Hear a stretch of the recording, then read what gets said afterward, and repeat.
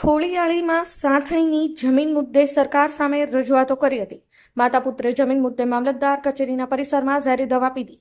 સાયલાના થોરિયાળી ગામે સાંથણીની જમીન બાબતે સરકારને અનેક રજૂઆતો અનુસૂચિત જાતિના કુડીબેન કરશનભાઈ મકવાણા ને પ્રવીણભાઈ સહિતના મકવાણા પરિવારે કરી હતી. પરંતુ મંગળવારે આ જમીન બાબતે માતા પુત્રે મંગળવારે મામલતદાર કચેરીના પરિસરમાં ઝેરી દવા ગટગટાવતા સરકારી તંત્રમાં દોડધામ મચી હતી.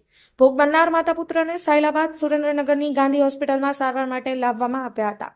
સાયલા તાલુકાના થોરિયાળી ગામના અનુસૂચિત જાતિના કુડીબેન કરશનભાઈ મકવાણા, ઉંમર વર્ષ 70 અને તેમના દીકરા 50 વર્ષના પ્રવીણભાઈ કરશનભાઈ મકવાણાએ મંગળવારે સાયલા મામલતદાર કચેરીના પરિસરમાં ઝેરી દવા ગટગટાવી હતી.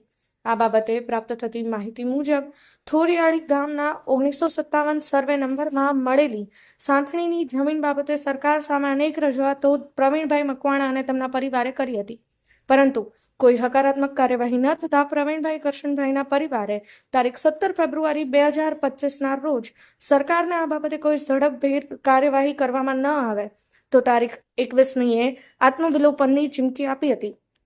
આ બાબતે સાયલા મામલતદાર અને તેના અધિકારીઓ મકવાણા પરિવારના રતિલાલ, પ્રવીણભાઈ, ચંદુભાઈને હકારાત્મક ઉકેલ લાવવાની બાંહેધરી આપી હતી. પરિવારજનોએ આત્મવિલોપનની કોઈ પ્રવૃત્તિ નહીં કરે તેમ જણાવ્યું હતું.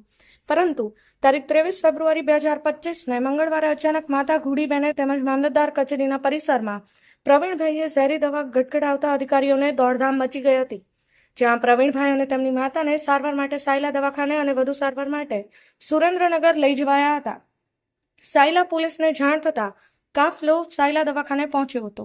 બીજી તરફ ભોગ બનનાર માતા પુત્રોને હાલ ગાંધી હોસ્પિટલમાં આઈસીયુમાં સારવાર હેઠળ હોવાનું જાણવા મળ્યું છે.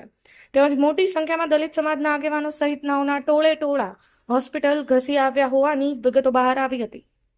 બ્યુરો રિપોર્ટ, સમય 24 ન્યૂઝ.